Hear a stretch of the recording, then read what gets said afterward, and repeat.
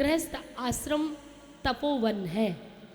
गृहस्थ जो है, सारे आश्रम गृहस्थ से ही प्रकट हुए। अगर गृहस्थ आश्रम नहीं होता तो वानप्रस्थ आश्रम भी नहीं होता, ब्रह्मचर्य आश्रम भी नहीं होता, संन्यास आश्रम भी नहीं होता। इसलिए गृहस्थ आश्रम से ही सारे आश्रम प्रकट होते हैं, इसलिए इसको तपोवन कहा गया। गृहस्थ आश्रम चौड़ी सड़क की तरह है। चौड़ी सड़क पे आप इधर से भी कट कर सकते हो, उधर से भी सीधे जा सकते हो, कहीं से भी आप अपना रास्ता निकाल सकते हो। और जो संन्यास आश्रम है ये छुरे की धार पर चलने के बराबर है, तलवार की धार पर चलने के बराबर है।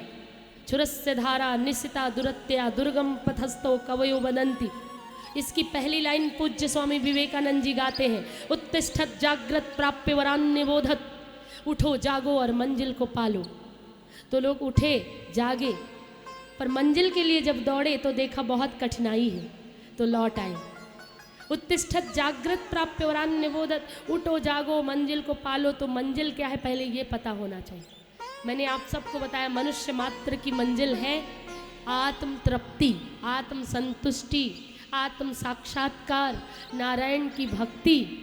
ये मनुष्य का परम धर्म और मनुष्य की मंजिल है। इस मनुष्य देही में रहकर उस देह से जो विलग है, जो सर्वशक्तिमान है, जो सब जगह व्याप्त है, कण कण में समाया है, उस अविनाशी को जान लेना, यही इसका लक्ष्य है। पर हम क्या करते हैं, फंस जाते हैं। खरीदने भेजा था कि बेटा माँ का हाथ जल जाता है, चिमटा ले आना, और उसने गोलगप्पे खा के पैसे खत्म कर दिए। लौट आया। बाजार में गया था कुछ काम की चीजें लेना, और पता चला कि लोन तेल लकड़ी में ही उलझा रहा। एक व्यक्ति था, उसकी बहुत ही महत्वपूर्ण कोर्ट की डेट थी। पेशी जानते हो आप लोग, पेशी कोर्ट में जो होती है डेट। तो कोर्ट की डेट थी, उसको उसके पक्ष में फैसला आना था, उसका कोई मुकदमा सॉल्व होना था।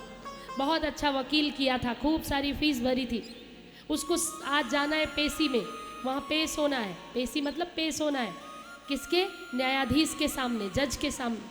उसकी पत्नी ने इतनी लंबी लिस्ट पकड़ा दी, ढोकले का बेस ले आना, नमक ले आना, वो क्या बोलते हैं, ब्रेड भी ख़त्म हो गया है, थोड़ी मेयोनीज ले आना, 2-4 मैगी के पैकेट ले आना, आटे की 1 बोरी ले आना, चीनी ले आना।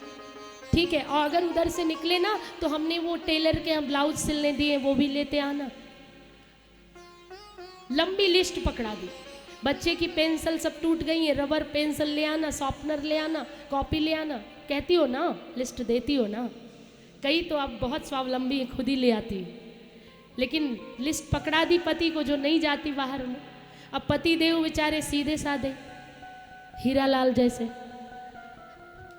लेके गए, और अरे उसने कहा है तो सेजल की मम्मी ने लाना है सामान, और लेने गए। सब एक एक सामान ढूंढा, एक एक सामान, सब मिल गया। अब टेलर की दुकान ना मिले, क्योंकि कभी साथ में तो गए नहीं थे ब्लाउज सिलाने, तो अब टेलर की दुकान ढूंढ रहे, मिले ना। और तब तक उधर पेशी का टाइम, मुकदमा फाइनल होना। अब क्या हुआ होगा बताओ। सामान खरीदने में ये किसी एक व्यक्ति की बात नहीं, वो तो मैंने नाम लिया, परंतु ये सबकी बात है। सामान खरीदने में वो महत्वपूर्ण डेट भूल गए और वहाँ पहुँचे ही नहीं, मुकदमा किसी और के पक्ष में फाइनल हो गया। तो ये सबकी बात है। लोन तेल लकड़ी में हम भागते रहते इधर, ठीक है। नमक को लोन ही तो कहते हैं ना गांव में, जानते हो ना, देखा है तुमने। तो इसी में सब उलझे रहे हैं। और इस गृहस्थी की ज़रूरतें कभी पूरी नहीं होती। एक चीज़ पूरी करोगे दूसरी खड़ी है सिर उठा के, एक पूरी करोगे दूसरी खड़ी, तो फिर कहीं महत्वपूर्ण समय निकल ना जाए भैया। तो ये हम सबका, हम गृहस्थ तपोवन तब बनेगा जब आप गृहस्थ में क्यों आए हो वो पता हो। गृहस्थ आश्रम तभी तपोवन बनेगा।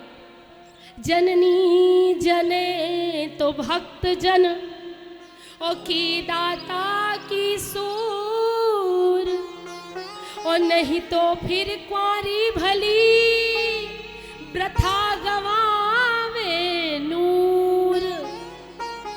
तो या तो जननी कोई ऐसा पुत्र जन्म दे, ध्रुव जैसा, प्रहलाद जैसा, वीर शिवाजी जैसा, राणा प्रताप जैसा, है कि नहीं?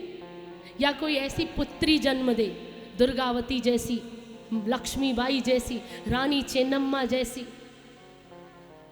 पद्मिनी जैसी, कोई ऐसी पुत्री, मीरा जैसी, तो कोख धन्य हो जाए। इसलिए या तो वीर को जन्म दे, या दानवीर को जन्म दे, और या भक्त को जन्म दे, तभी माता पिता का जीवन सार्थक होता है, तभी माता पिता बनना सार्थक होता है। लेकिन आज हम कलयुग के प्रभाव में क्या कहते हैं? मात पिता बालकन बुलावें, उदर भरन कर जतन बतावें। पेट कैसे भरेगा पहले वो सीख लो, ये कलयुग का प्रभाव है। तो जब पुत्र कब अच्छा होगा, पुत्री कब अच्छी होगी? जब माँ श्रेष्ठ होगी, है कि नहीं? तो किसको गढ़ना चाहिए? माँ को। कहते माँ गढ़ी नहीं जाती, माँ रची नहीं जाती, माँ तो रचयिता है। हम माँ को नहीं रच सकते, पर अपनी बेटी को इतना योग्य बना दो कि जब वो माँ बने तो एक योग्य पुत्र को जन्म दे, एक योग्य पुत्री को जन्म दे। तो जड़ को सींचना पड़ेगा। माँ कौन है? बेटी ही तो माँ है। इसलिए मैं ये काम शुरू करना चाहती हूँ। वात्सल्य मूर्ति सेवा संस्थान में ऐसी बेटियाँ गढ़ी जाएंगी, मंदालसा जैसी, गार्गी जैसी, मैत्रेयी जैसी, पद्मिनी जैसी, जौहर व्रत करने वाली, सती जैसी, ऐसी स्त्रियाँ, रानी लक्ष्मीबाई जैसी। इसलिए वात्सल्य मूर्ति सेवा संस्थान की जरूरत है। बताओ सूरत वालों, है जरूरत कि नहीं? जहाँ बेटी स्वावलंबी बने, बेटी योग्य बने, बेटी प्रशिक्षित बने, हर चीज आती हो उसे।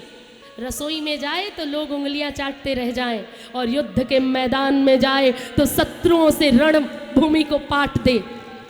वायुयान उड़ाए तो कितने भी कोहरे में निकाल कर ले आए, और ट्रेन चलाए तो सबको सुरक्षित घर वापस ले आए। ऐसी बेटी व्यासपीठ पर बैठे तो परम पूज्य दीदी माँ जैसी घोषणा करे, पूरे जगत को चमत्कृत करे। गीत गाए तो लता जैसा। कितना अद्भुत है ना हमारा जगत।